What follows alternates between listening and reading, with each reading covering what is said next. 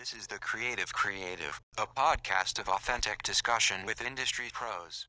For this episode, how about you give us, let's just start with, what's your name and what kind of stuff are you doing right now?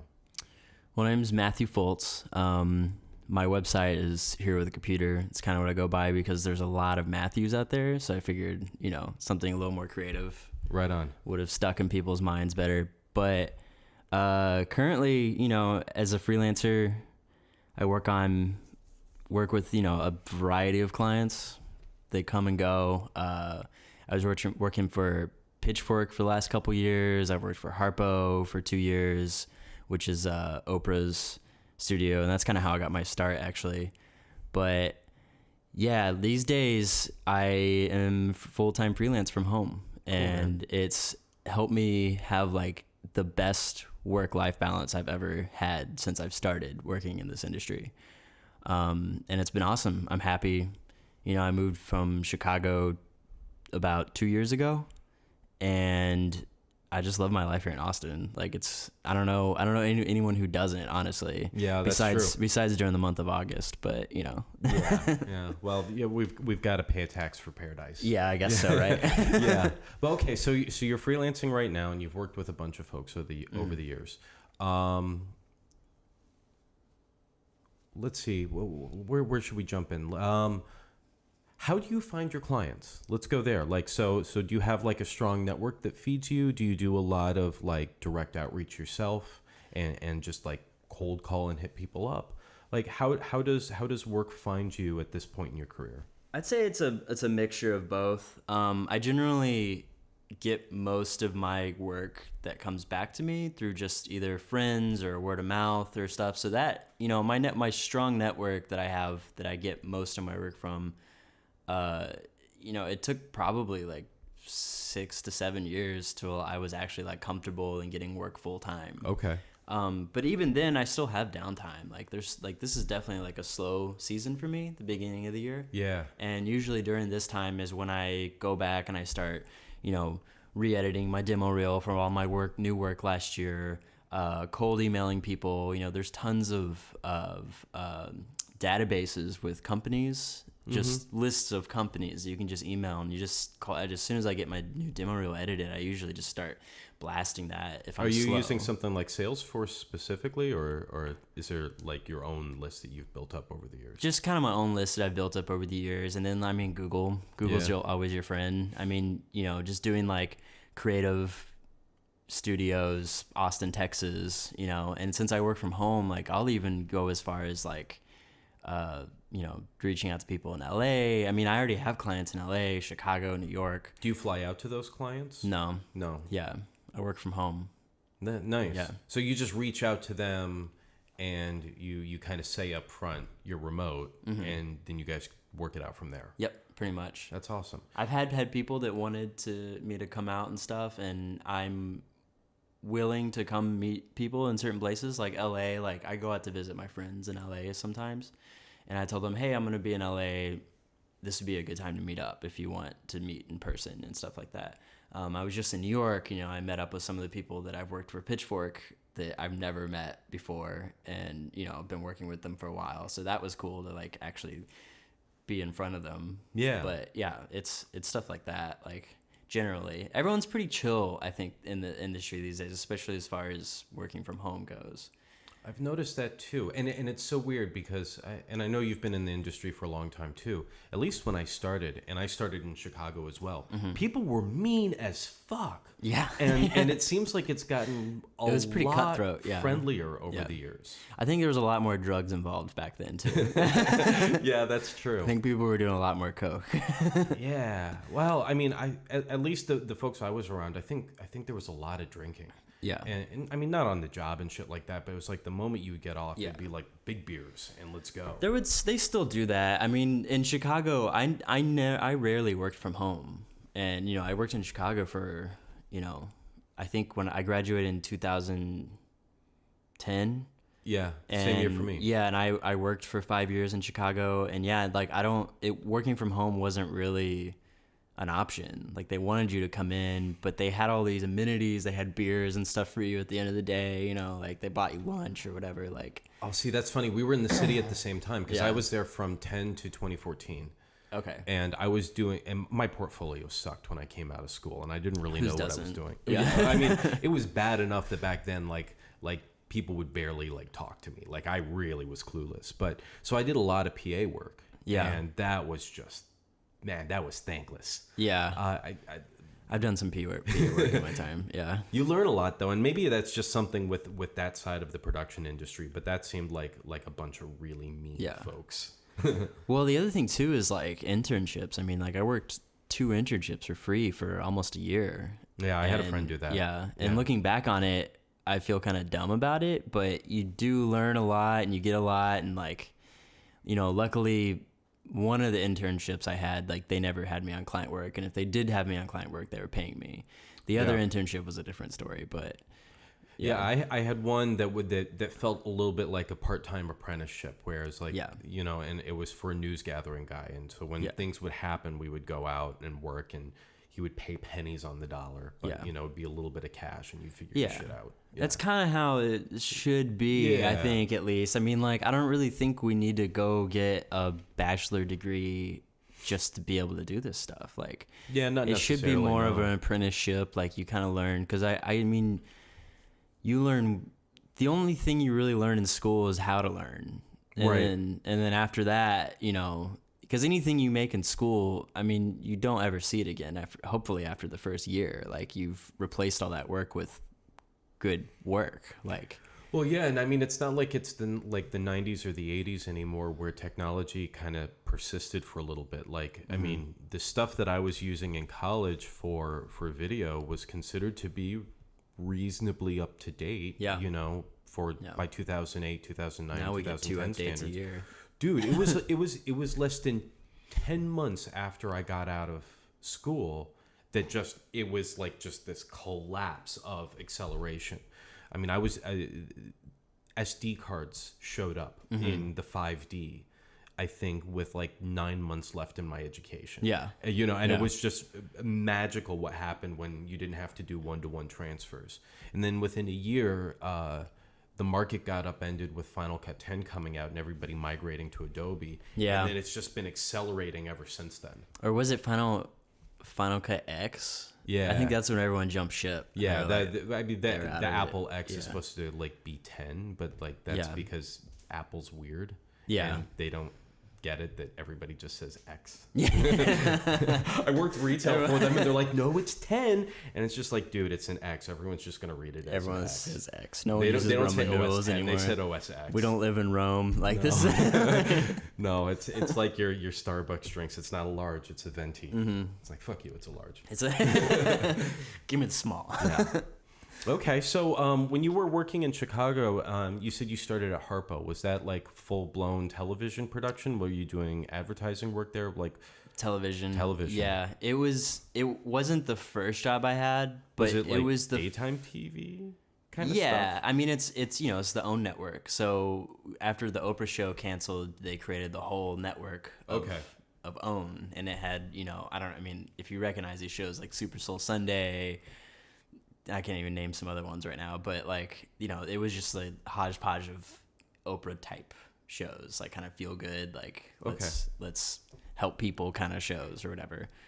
Like Deepak Chopra, I think that's how you say his name. Like he was on there a lot, and Oh yeah. Okay. yeah, like people like that, and like philosophy kind of feeling. But yeah, it was just network, you know, working different shifts. You know, I'd come in at 11, leave at 8. I had other people would come in earlier, leave earlier. It definitely helped me get a start in the industry, because before that, I mean, like the jobs I were getting were few and far between.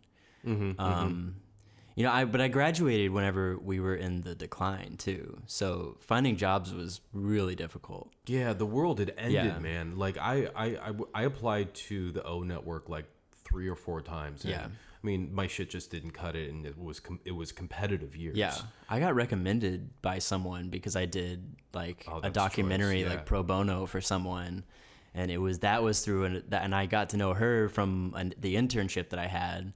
So it's just like, you know, you just slowly make these connections, but it just takes time. But working at Harpo, I was able to, what it allowed me to do is I was working full-time freelance. So anytime I would get other freelance jobs with other, you know, big agencies that were in the city, I could take time and I could leave and I could go work for them, and then I could come back to Harpo. So I always had a job, and it helped me, you know, so after 2 years, I was able to support myself and on just freelancing. Most people didn't recommend getting freelancing right out of college, but that's just kind of how it worked out. Yeah, I mean, even today, like if I mean, that's where I got started freelancing back then too. Yeah. And anytime somebody asks me, "Hey, should I go freelancing?" I'm like, "Fuck no." Like, no. Like, do that after you've got maybe 3 years under your belt, or even as few as 2 if they're like good. You get recommendations from people you worked with. I mean, like, I can't tell you how many jobs I got just from working at Harpo, and especially after they closed that building down and moved everything out to LA.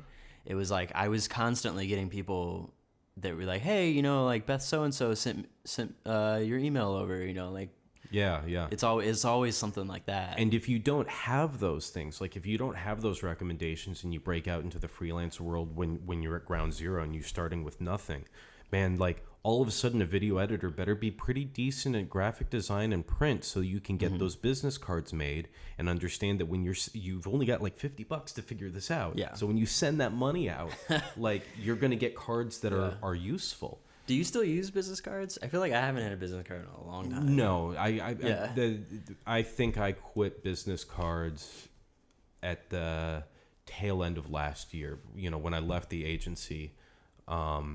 I think if I was representing the agency, so that's why the business cards made sense. But now I was talking about this on another episode, but I just use my social media. Yeah, same. And I paper across a lot of platforms. So if you're a Facebook person, you'll find me there. Yeah, if you're a LinkedIn person, you'll find me there. Just on Instagram. You'll find me there. I'm on DeviantArt. You'll find me there. Yeah. No, not really, but I mean, the point being, it's like spread out. Yeah.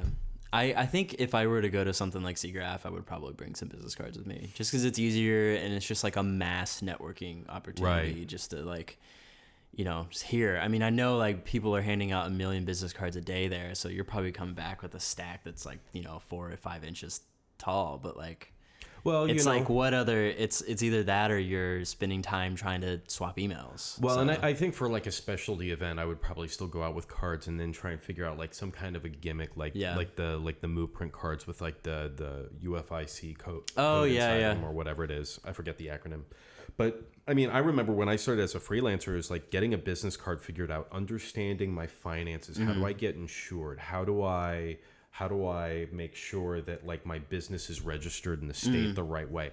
All of these things like blindsided me because I'm just like, I'm going to be a video editor and that's all I'm going to be. Yeah. And then it's like, nope, fuck you. You're a business now. Works. Yeah. And that's the part that I'm like, no, you shouldn't get into freelancing if you have the privilege to avoid it for like 2 years. Because it takes time to get that shit set up. It does. Yeah. And if you have to feed yourself while you're figuring it out, you don't get paid well. No. But you know what's funny is most people who do start freelancing always end up going back to it. Like I've had full-time jobs in between, you know, the time that I've started and, you know, and now, and I always go back to freelancing. And I have friends that always go back to freelancing. Like they always end up just going back. I think it's just once you get used to it and once you know you can do it, there's like so much freedom you have. Yeah. And then like, especially if you really want to work on your own art, and which we all, you know, kind of, that's why we started this stuff. At least that's why I did. Yeah, yeah. And it gives me the time to do that. It allows me the time. So instead of like during these downtimes, I'm sitting in an office somewhere doing nothing, you know, I'm at home working on my art. I'm doing what I want to do. Yeah. No, that's a really good point. And then, I mean, and there's also something to the fact that like, once you do get some of that structure built up, even if you go take a job somewhere and like leave it alone, it's way easier to come back to it and kind of breathe life back into a freelance network. Yeah, totally. If you've been building that over a long period of time. It's not hard to get it started again. I've done it 4 or 5 times. Yeah, yeah. It really isn't. Yeah. Because I mean, no one. I feel like no one really like gets butthurt because you haven't talked to them in a year or something. You know, you're just like, hey, I'm back at it. You know, like, all right, we'll let you know if we have anything. If they like working with you, they're gonna hit you up. So. Yeah, for sure. So, that's talking about networking a little bit and where you started.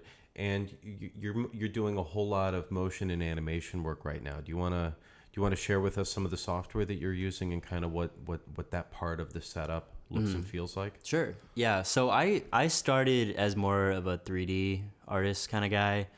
When I was in high school, we were offered classes for 3ds Max, and so I did 2 years of that, and then went to college where they taught Maya, and so I learned, and I learned like cell. My degree was media arts animation, so I learned cell animation. After Effects was kind of new-ish, so it's like I had a couple classes in that, but now like After Effects is my bread and butter. I make most of my money off of After Effects. Cinema 4D is second. My jobs for Cinema 4D are growing. That's definitely my first love is like 3D, especially 3D motion graphics, because there's just so much more you can do. Are you on the Octane bandwagon for cinema? Yeah. I like Octane, but I do recommend Redshift as well. Okay. Because it's just as fast, if not faster. There's not as many problems with like animation. The thing about Octane is it's good for like still renders, and you can do animation with it. I do tons of animation with it, but it does really, really well with still renders. So if you're trying to do like a magazine, or like a car or something, it's like you can let it sit there for 8 hours. Yeah. And output a beautiful single image. Yeah. But it gets really noisy with animation. So there's a lot of like finessing you have to do in the settings. Oh, okay. Yeah, because like whenever I'm on like the Cinema 4D subreddit, the kind of stuff that I'm always been visually attracted to is just like kind of conceptual, playful stuff where they're doing like their clay renders and it's all like in monotone. Yeah. And then for fun, they'll throw like a really vibrant blue or yellow on it. And all of a sudden it's like it looks like it could be sculpted from clay, or maybe it's shaped out of vinyl. Yeah. It's just kind of got this very specific, surreal material effect. Yeah. And every time I go into the comments, I'm just like, what is that? What is it? Octane. I keep hoping for... Redshift for C4D is super new too. So like there's not... Actually, and if you're a tutorial person, like Redshift is the perfect one to get on right now, because there's not very many tutorials out there. And people are looking for it. People want to use Redshift. It's just that Octane's been around longer on C4D. So, and you only have to pay $20. You can rent it per month for $20. That's true. Instead of paying the $1,000 to buy it or whatever. Right. You can just rent it when you need it. So let me ask you a dumb question. Are you a Windows user or an Apple user? I was an Apple user for a long time. Okay, I was a Windows user before college, and then I became Mac when I was in college, and then I stayed there for a while, and then just when I moved to Austin, I bought a PC. And that's what you're doing a lot of your work on. Yeah, I built one. Yeah, I mean that seems to be like when I've just been doing my informal questioning of people is that like when they're really rolling up the sleeves and doing the work, it's just fuck you, I need a box. I mean, people like Nick, I can't remember his last name. I went to school with him, the Grayscale Gorilla guy. He I think their studio just switched all over to PC as well. So it's like, and I know like the studio I used to work at I worked there once, but Swarovski, they do like all the Marvel title sequences and stuff. Okay. They even have like a whole PC section. And, but yeah, like a lot of people are just switching over. I think after Jobs kind of died, they just kind of started making a lot of bad decisions, and people are just like, whatever, like I can get some strong, powerful hardware. And as long as you have an IT department, like PC's really not a bad way to go. Cause it does come with problems. It does, like, so does Mac, but PC like tends to be, more for the people who are willing to kind of dig in there and kind of, well, especially in the 3D space, it's like I mean I think that we can all have our preferences for what type of like an interface we like to look at, But I think as far as when you're talking about the people where processing power is time and money, like overwhelmingly, it seems like in the past 2 years they've all gone over to the Windows Bandcamp. and jumped on board with the idea that, you know, we might like Apple computers. Those might be a lot of fun to use, but fuck it. At the end of the day, we got to be using these PCs to get some shit done. Yeah. And it's not even about the flame war anymore. It's just, this is a practical industry and business decision. I think it has a lot to do, personally, like my PC is set up to work really, really well with After Effects. Mm-hmm. You know, like I have a whole separate thing for disk cache and like all that. And the fact that I can do that really easily and set my computer up like that, it just makes it easier for me. While with Mac, it's just like, okay, here's a trash can.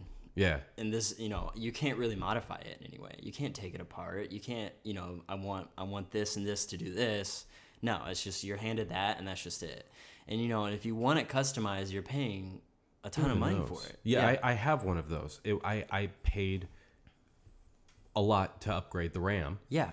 I paid a lot to upgrade the hard drive. Just to upgrade the RAM. And PC, I can just open it up, add some RAM in there, and it's it. You know? No, and when I hit my limits for video, because I don't do the 3D motion work that you do, so when I hit my limits with video, I have accepted I'm just going to have to go buy another fucking box, and I'm going to an external GPU. Like, that's just what it's going to be, because I'm in Apple land. But yeah. No, that makes so much sense. Yeah. You just open it up and drop another Yeah. card and close. And Now, especially if you're doing 3D stuff, like sometimes you want multiple GPUs, you want multiple video cards and stuff like that. right. You know, excuse me if I'm using wrong terms. Nah, I don't know. But anyways, We don't know Yeah, anything. like with Octane, like you can render on multiple GPUs, and that's what makes Octane so fast. Is that you can do that. Have you ever thought about like a Hackintosh or a Linux setup? Yeah, I have. It just wasn't worth it. Yeah. Yeah. Yeah. And honestly, like, I mean, it's really, I mean, nowadays with Windows 10, it's like, it's fine. Yeah, it's It's fine. fine. Yeah. Yeah. Like the interface is fine. Like I don't have any really complaints about it. I don't think I love it. Like there's a lot of things I kind of miss.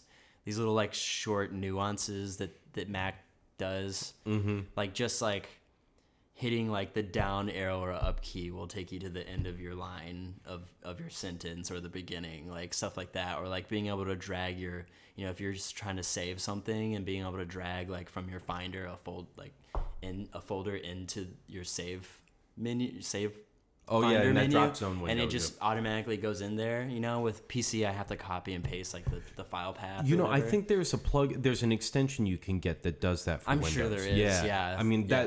that one where you can just take any file and drop it into the save window and it works like a Yeah. drop zone and maps over. I'm pretty sure that in one of those Reddit threads where people talk about switching over, Yeah. there's an answer for Yeah. that if you really dig. Yeah. It's, you know, just little tiny things Yeah. like that. But, like, it's not a big enough deal for me to want to spend, you know, twice the amount of money I spent on a PC for a Mac, Right. too. That's a lot of it, too, I think, is money. When it comes down to it, it's money. Now, if the company suddenly like came back to the faith and said, "Here is an amazing tower and everything is modular," would you like? Is the preference for the operating system strong enough you'd switch back if Apple made it easy, or is it? I think I'd be more happy if they gave me a better laptop. Yeah. Because I would like, because I mean, they make great phones, you know, great mobile devices, laptops, stuff like that. But I think just the direction they're going with their, you know, their work computer is just not great. But maybe if they did come back and I don't know. I'm enjoying PC.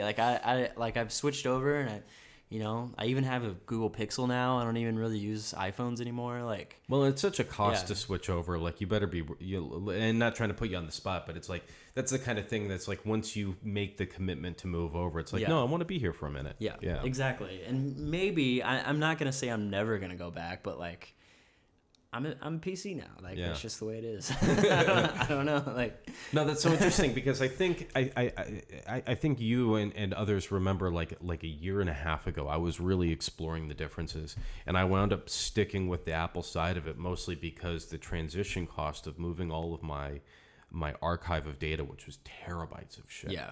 was just like, oh my god, this is going to be like time and Especially money those old to hard move it from drives. the formatting from the OS extended journaling to NTFS. It's like I needed to figure out an intermediary drive where I was just like, oh fuck Yeah. this. And it's like if it doesn't have the like .fat or whatever, like PC won't read it or something. I don't know. Yeah, There's like there were at least extra that's the way steps. the old hard drives used to be. I don't know. Well, if and they're some of still my like stuff that. is legacy enough that was a consideration. Yeah.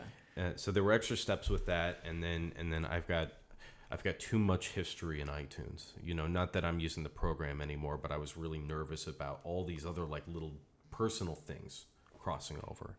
And then I'm just whiny about it, and I didn't want to do the big change. Yeah.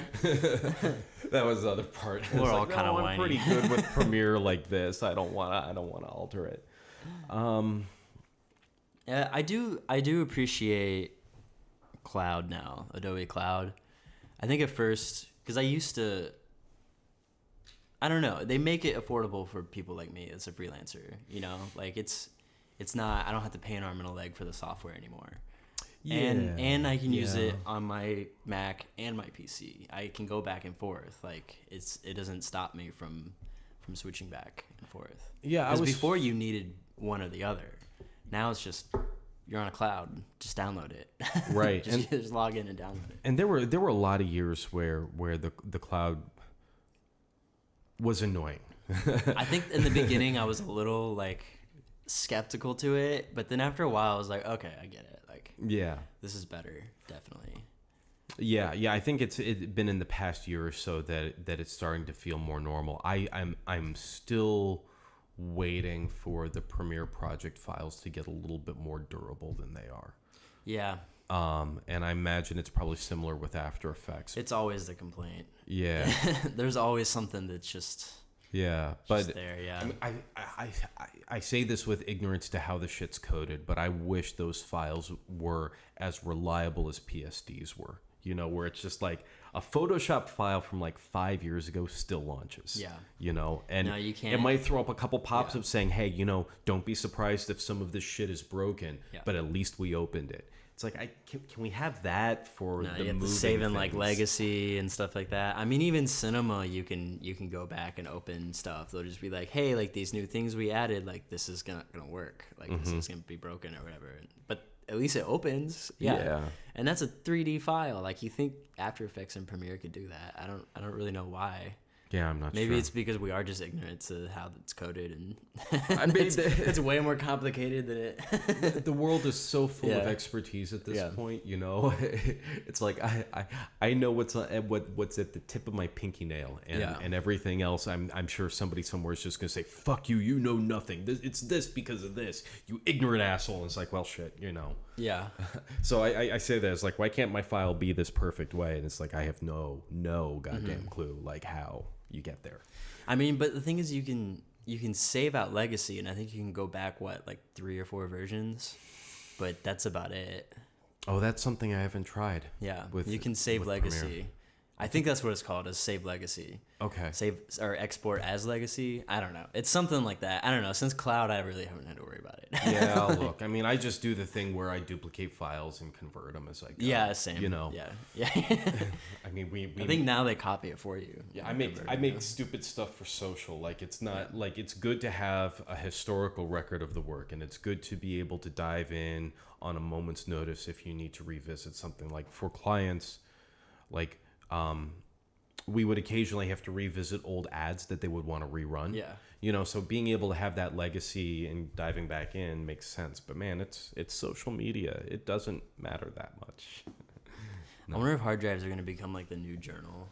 You know, like they found like Anne Frank's diary, and they're going to find our old dusty hard drives, and there's going to be this crazy work on there that was never put out in the public. And Yeah, I mean, that's like, this guy was a genius, and we had no idea. Well, that's the thing with like the poetics or like a lot of classical Greek literature, from what we understand. It's like a tiny sliver survived. Yeah. Right? So if you just took a sampling of like US hard drives and only a tiny sliver survived. Yeah. Like whatever was the best of that sliver would be considered the great works. Yeah. You know?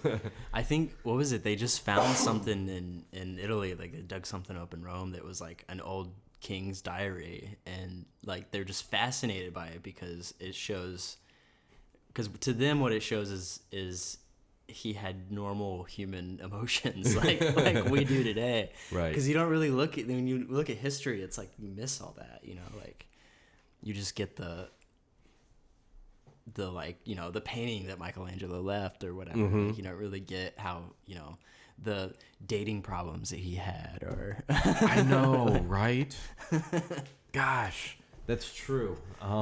or like, you know, like he didn't know what to eat today, so Yeah, Michelangelo's walking around going, "My shit sucks, Yeah. man. Like everybody fucking hates my art, man. What the fuck's pizza wrong with or me? pasta? My mom doesn't understand what I do."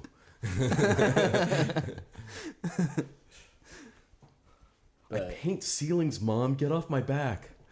I'm a great painter. They're gonna remember me for generations, dozens of years. They're gonna name a turtle after me. Oh gosh. Yeah, I so think we got off topic there for a second. yeah, but we did. But it doesn't matter. There is no on or off topic. Yeah.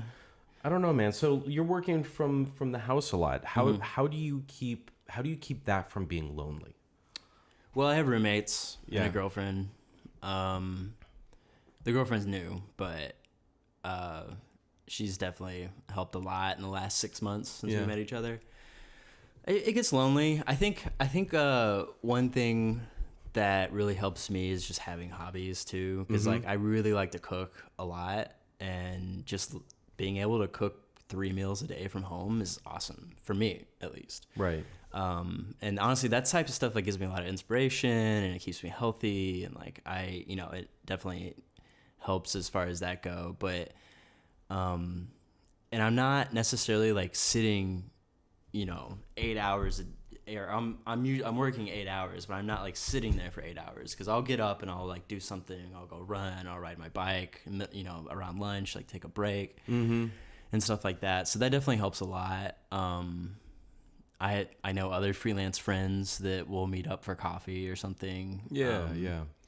I guess you get kind of used to it too. And maybe I would be driving myself crazy if I lived alone. Yeah. Maybe I'm kind of taking my roommates for granted, but like I don't know. I've been doing it it feels like I've been doing it for so long. It's just normal now. Yeah, it's just normal now. Like Yeah. I don't really feel like I would work well in an office anymore. Maybe I would. Yeah.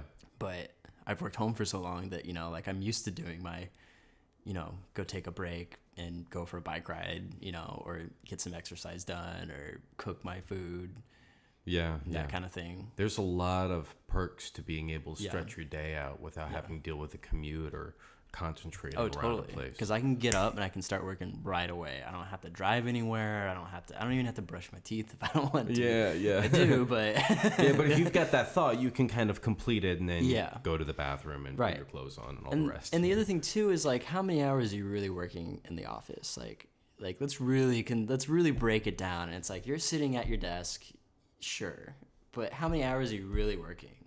So it's like, at home, I feel like I get a lot more done in a shorter amount of time than I would in an office where I'm getting interrupted every 25 minutes or whatever. Like here, I get it done, I send it off, wait for anything to come back, get some other shit done, do the revisions, work on any other client work I have or personal work. It's like, do you do a lot of phone calls and video chats with clients to kind of have that illusion of being present, or yes and no. It depends on the client, because some people prefer having like daily meetings, like kind of Scrum style kind of thing, which can help. It just depends on the project. Right.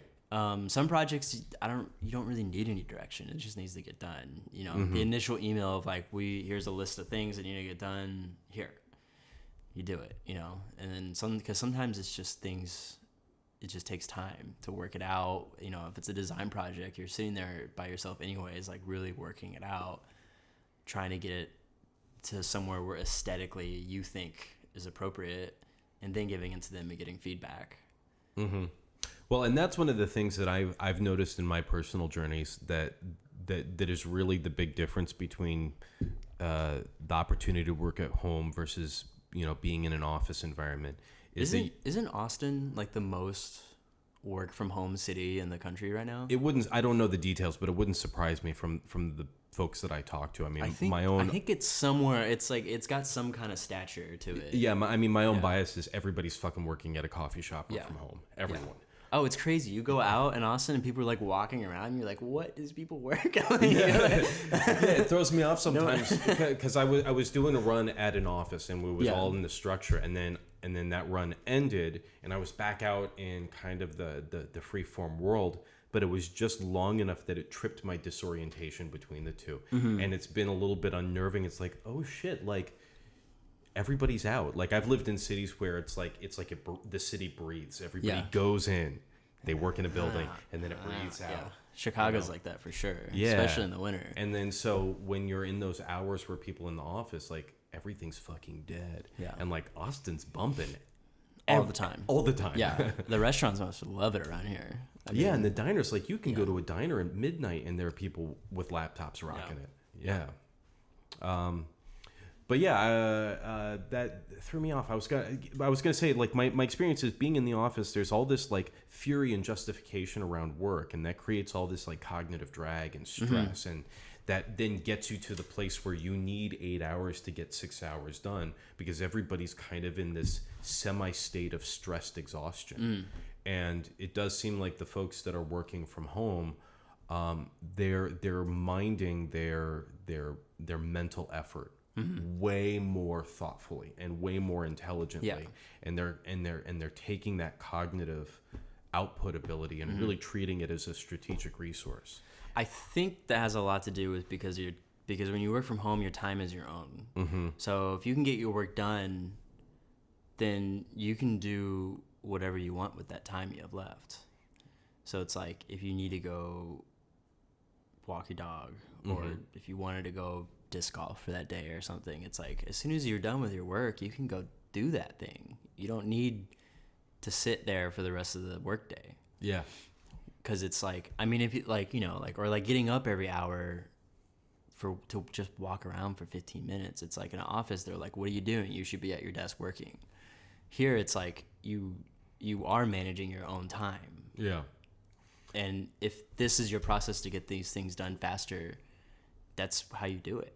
Well, and that's really interesting because like you see that there's like almost like this emotional awakening happening in business right now, where like when you're on social media and you're consuming all of the like the business journals about and blogs about what's hot and going on, it's like we're suddenly discovering people need to walk away from the desk. We're suddenly discovering that people need to rest between things. We're suddenly discovering that people hate this. and it's just like, yeah, it's from my perspective, it's like, yeah, I think the creative side of things figured that out a second ago. Yeah. Like, because so many people I talk to are kind of from your position where it's just like, I take it for granted now that I work this way and I balance. Yeah. Yeah. Yeah. But I think you need to work in both settings to realize that too. Mm-hmm.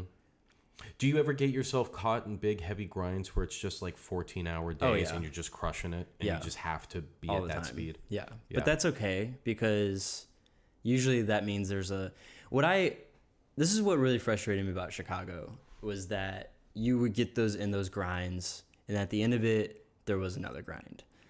When you're freelancing, you go through those grinds and there's a light at the end of the tunnel and you can take a break, recharge, do it again if you need to. Yeah. You know, those grinds don't come very often for me anymore, but they do.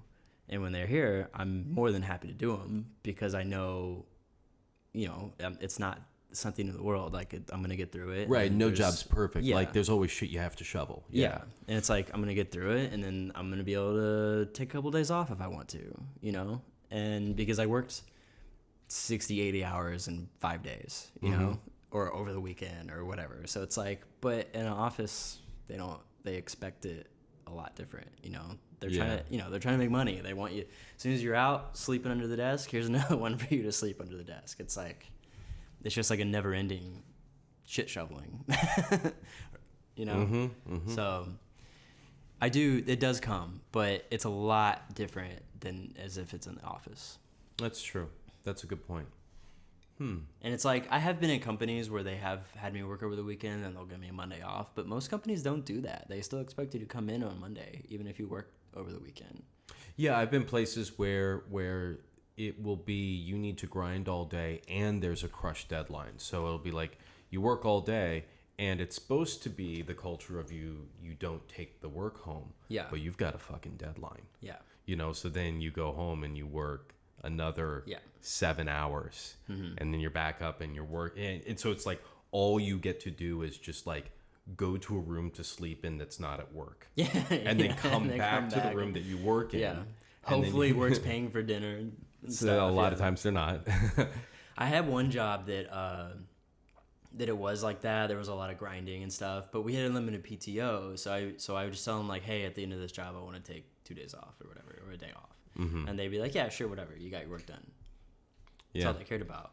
It's great when they do that. Sometimes they don't. No. Yeah. Sometimes, with the unlimited PTO, it's kind of a catch-22 because they'll be like, yeah, just get your work done, but there's a never-ending pile of work. So it's like, and I get we all need to make money, but at the same time, we're still human and we need time for ourselves.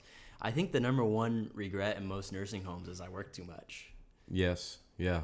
And it's so interesting now that the like we're talking about like the business world keeps discovering shit. There's now like vacation shaming is this problem where it's like there'll be a place that has unlimited paid time off, but you feel guilty for taking it, and they make you feel guilty for taking it because somebody at the top is still like working their ass off, and so it's like there's unlimited paid time off. There's not a culture of people using it, But there's also like it's like, well, that guy really needs it, so it's okay that they take it off. You need your mental wellness day. I'm not so sure, you know, that kind of shit too. There's also like a balance too, because if you're at the top, you've taken a lot more responsibility than someone that's lower on the food chain.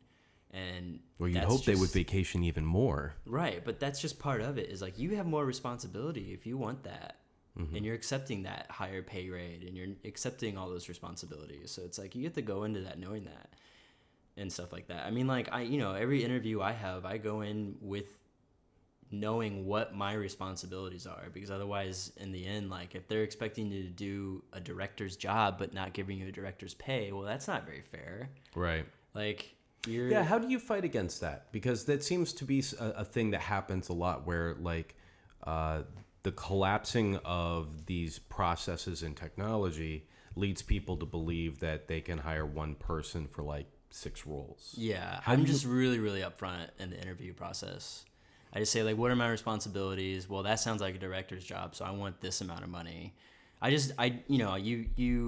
You base off what your responsibilities are by how much you're going to get paid. So it's like, why, if you're going to work yourself to death and you're going to work those 60-hour work weeks every single week, then you should be asking for more money because you have more responsibility, you're working harder, you're adding more stress to your life, you're not going to be able to go home and cook for yourself, you're not going to be able to spend time with your friends and family at night or in the morning or whatever. So it's like what is that dollar amount that makes that worth to you? But you need to know what your responsibilities are in the interview. So it's like when you get all this information, then you say like, all right, well, this sounds like this sounds like a director's job. This sounds like a lot of work. So I want this amount of money. And if they can't pay it, then I would suggest going elsewhere, because honestly, it hurts people more to be underpaid. Yeah, and when they try and push you going, well, we really only have the budget for this or any other kind of thing, you're just like, then I'm not your guy. Yeah, and then you're just like, call me for freelance. I can't take it. Yeah. Yeah. It's not worth it to me. Right on. Because, I like to travel. I like to do a lot of other stuff. And it's like, if I don't have time to do those things, like, and, then why do I want to take a $60K salary for killing myself and not being able to get the time off? Well, and that's the thing is that, like, I'm in a place where you are too, where it's where I'm able to like evaluate a gig or an opportunity and just be like, yeah, that really sounds shitty. That doesn't sound like a good and bow out. And I think it's responsible to do that for yourself too, because. No, it was interesting. Somebody recently approached me just asking if I would like shoot their video, and it wasn't And when they started describing the project, it was too many job roles in one thing, not enough money, not enough time. And it's just like, I'm not doing this. Yeah. And it was unusual because they still had this kind of mindset of like, but I'm offering an artist money. Shouldn't you just be like thankful that I offered you? I was like, nah, man, like you really misjudged this thing. Yeah. Like this is a professional space. Like, and I mean, it's like if you wanted somebody to work on your HTML, you wouldn't hire like a high-end server engineer. Yeah. You know, it's like there are disciplines within the space, and you know, the type of thing that he wanted produced and the type of things that I produce. Nope. Right. Yeah. I think there's a lot of, like, there's a big disconnect with that too, of like realizing that just because you're under the umbrella of designer doesn't mean you do all these things or whatever. Yeah, I mean, I think it's smart for somebody to have that knowledge in their head, but as far as what you do to get paid, no, that's your connective tissue to solve something and pull magic out of your ass. Yeah. You know, it's like the fact that I know typography doesn't make me a typesetter. Yeah, it just makes me a better video editor or producer or whatever I'm working in. And it's like really what they should be doing is like be paying you to do these responsibilities, working on a payment for that, and then hiring 3 more people to do those other responsibilities. Right. It's like, Right. I mean, yeah.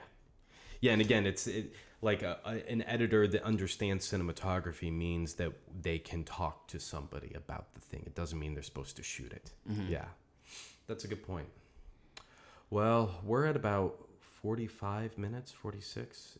Is there anything else you want to share or anything that you want to plug? Anything cool coming up in your life that's relevant over the next, I don't know, forever? Shit, I don't know. You know, I always try to emphasis the value of like doing your own side projects and stuff. So I do have something I'm working on this year. But you know, there's probably gonna be a lot of explorations that I post from here until then. Yeah. My Instagram is Herogram.